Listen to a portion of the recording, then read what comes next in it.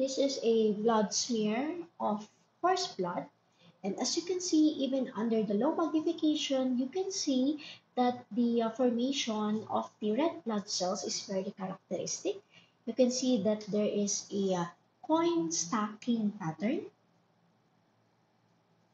here and here and here, also known as a rouleau formation.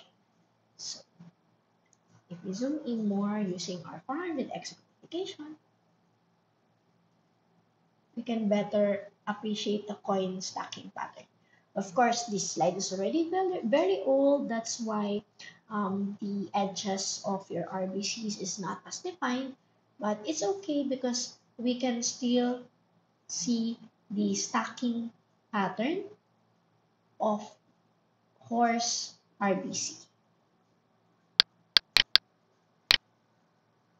Another characteristic feature of horse blood smear is that its eosinophils are a little bit different because if you will adjust the fine adjustment knob, you can see that the granules are quite big compared to other species, giving it a berry or grape-like appearance.